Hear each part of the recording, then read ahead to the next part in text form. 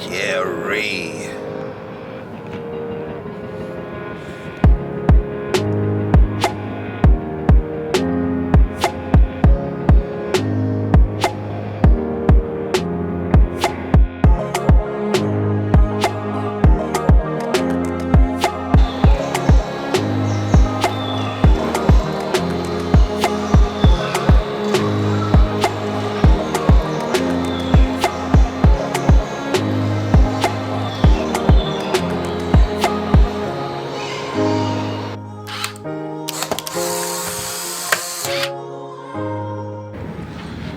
G'day, how you going?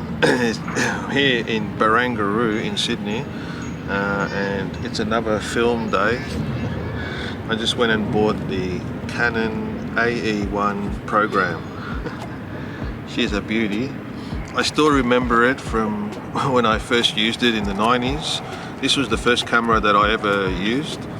It was my brother's camera. He's got stolen, and then I replaced it with the 500N.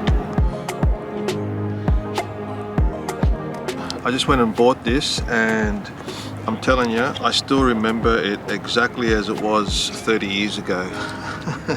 This one's complete mint condition, and it's a real beauty. The Canon AE-1, it's different than the AE. I think it's just got some extra programming features on it, but I like this one because it came out a little bit later, so I thought if I'm going to buy it on eBay, it's going to be a little bit better. And this one is so mint condition, although I did pay a fair bit for it, so I don't know what the hell's happening with film photography cameras. They're so expensive now. But yeah, I still remember it from the 90s. This was my brother's camera in the 90s. This was his first camera that he ever bought, and he used to shoot with it, and I used to pick it up every now and then and play with it when I was a kid. And then I started using it in my teens and my 20s. Just, it's a good camera to learn with.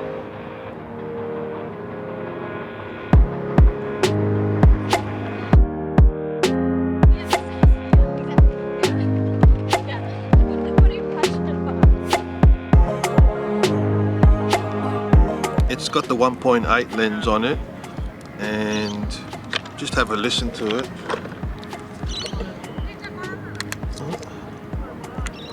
I've got to turn it on first. Jerry, you come over here. I brought Jerry into the city with me. Cop that. Ready? Yeah, that sounds beautiful. It's alright, I've got two films with me. Can you see Jerry there? Jerry, you don't do a wee-wee. Huh? You're doing a wee-wee. And I've got the Ilford 400 black and white, or the Ultramax Kodak color. Now they're both 400 speed, so I'm thinking on a clear day with no clouds and it's nice and sunny, you know, I might as well just use the color one, because with the black and white I'm thinking I'm saving that for like a cloudy day, because black and white needs to have that dark contrast look to it. I would prefer 200 speed because on a nice bright clear day, but that's all they had, 400. So, and I think the advantage of a 400, I guess, is that you can get faster shutter speeds, because you're adding one extra stop from 200 to 400. So because you're adding extra light, you need to reduce it with a faster shutter speed. So the ISO is letting more light in, and you've got to compensate by letting less light in by making a faster shutter speed. Anyway, let's load this and see what the hell we can do in Barangaroo in Sydney. Jerry, you're scratching. Look, Jerry. Jerry's scratching.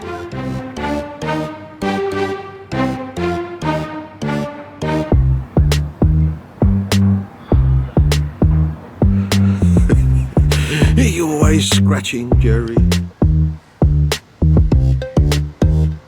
Jerry! Why are you always scratching? Jerry! Why are you always scratching? Jerry!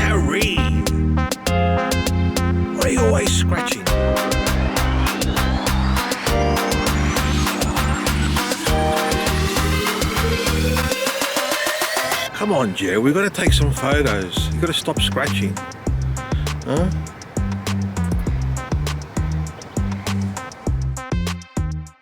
Okay, first remember, put it on ISO 400.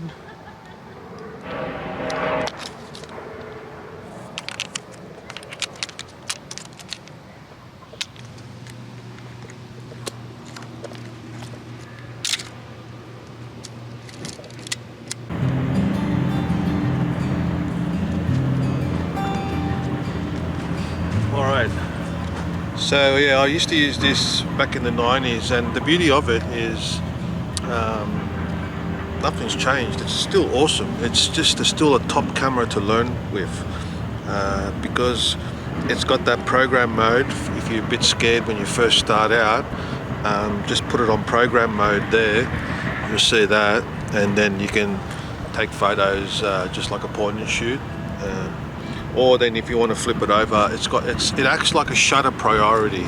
So I remember when I started with my Olympus digital, I used to think, what the hell is aperture priority? I never knew that you could have aperture priority, because I always learned with shutter priority, you always pick the shutter first, not the aperture.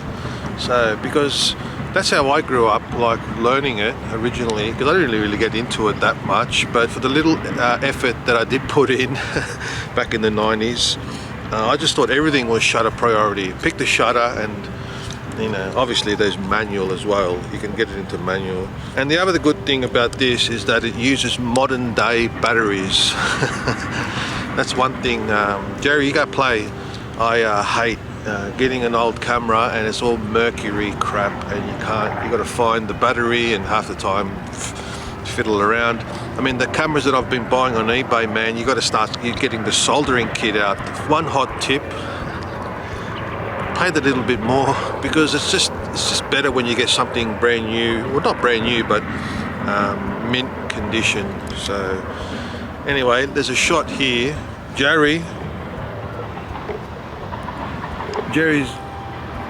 Jerry's waiting eagerly. You're not allowed to pass that line, Jerry. So let's just put it in program mode. I'll tell you what, the viewfinder's unreal. So bright. Helps if I turn it on. There's an A for on. I guess that's called active.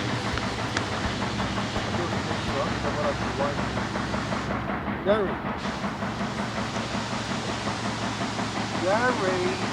Oi! You cheeky bum! Gary! That probably didn't go out because I'm still not on one yet. You know how that little bit of extra film at the start, you just waste it. I just take one of Jerry just in case it turns out. Sometimes I like when half the frame is burnt and the other half is Jerry. I had a photo like that once, I thought it was pretty cool. Alright, this is the first one.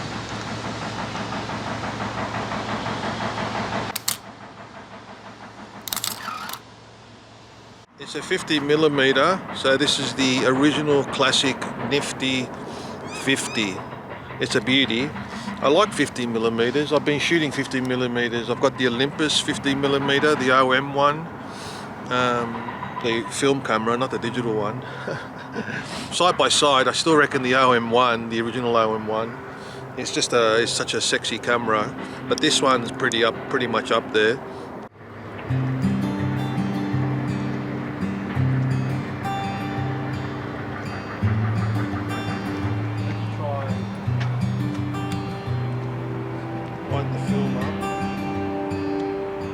Now the only thing with this, when you put it in program mode, it tells you what aperture you're going to shoot at, but it doesn't tell you what shutter speed it's going to pick. So that's the stupid thing. Like I just took a shot then of those two guys on the skateboard, but I didn't know what shutter speed it was because I was in bloody program mode. So I guess really then you just flip it over to shutter priority. I mean, it's a bloody shutter priority camera anyway. Yeah, so then what you do obviously is you put it on shutter priority. The way to do that is you put it in the shutter speed that you want and you leave it on A for aperture. So you leave it on A there for automatic, and then you can pick the shutter speed that you want. So that's shutter priority. You're picking the shutter speed, and because you're on A there, the camera picks the aperture. So that one there.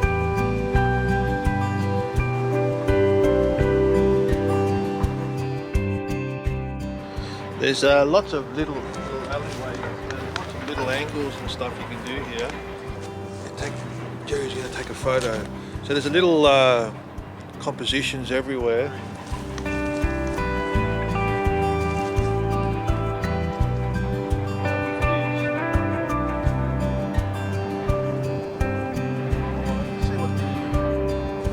Says f11, so I can't get any lower aperture. I want to shoot at 1.8, but I can't because it's too bloody bright. So what I need to do is put an ND filter on.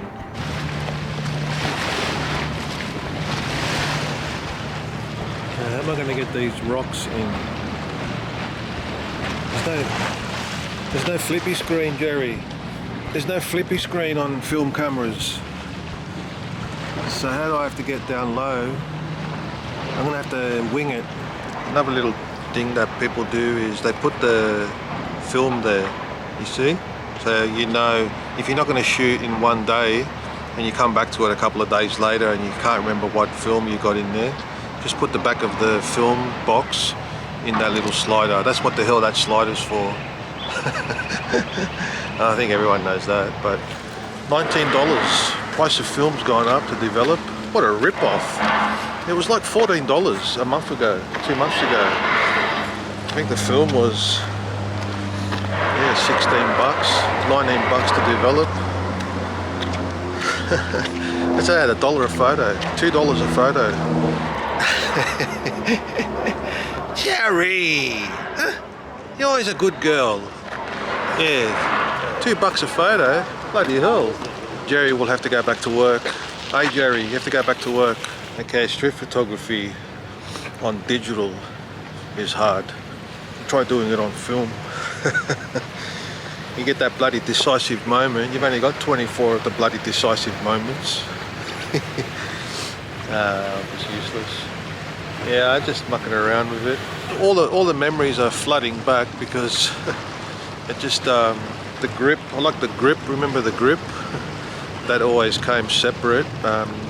Most times when you bought it, it came with it, and now obviously it depends on if someone's lost it or not. It's got the aperture, it's got the depth of field preview down there.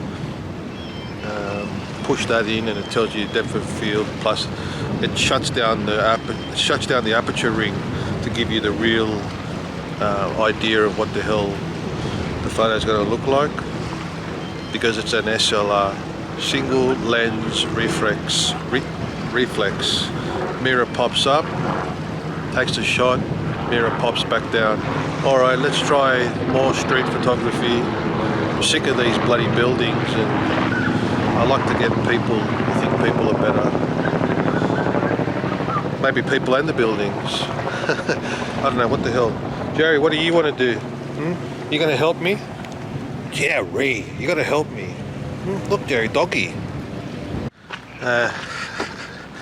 In the end, I just took a photo of Jerry. Jerry's the most interesting thing anyway. I got one with the bridge and a couple with Jerry there. I can't help myself. Hey Jerry, I can't help myself take a photo of you. Alright, let's go maybe for a walk around the city for a little bit. I don't know why, but I like the shape there. I like that shape, and you can see the little bridge in there just sticking out.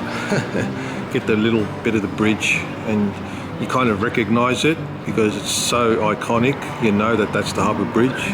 But I thought, rather than, plus that, I like just the shapes, all shapes and the contrast. Anyway, Jerry, did you like that photo? Let's keep going, Jerry. Well, let's do a juxtaposition somewhere. Maybe old and new.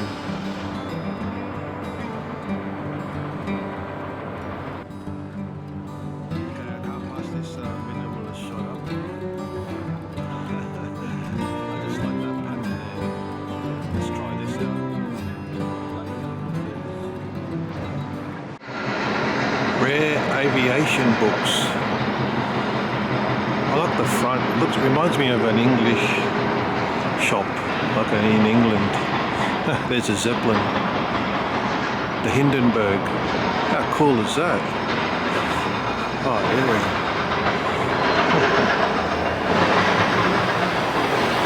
I'm gonna take a photo of that door. Just reminds me of England.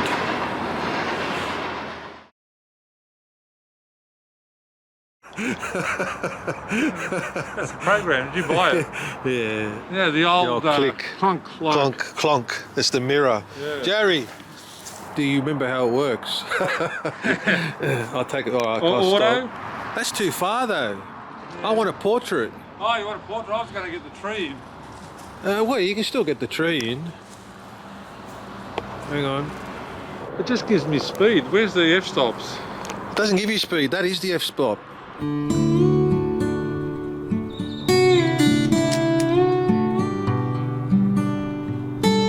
Jerry, over there. Over here. Jerry.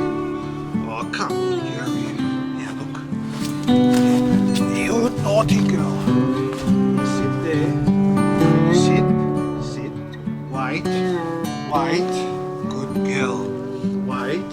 Jerry, wait. Jerry, wait.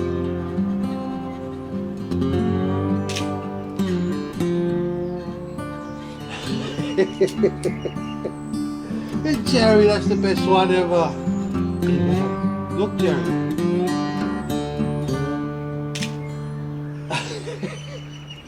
One more. Ah, Jerry, run out of film. Hey, Jerry, run out of film. All right, that's a wrap.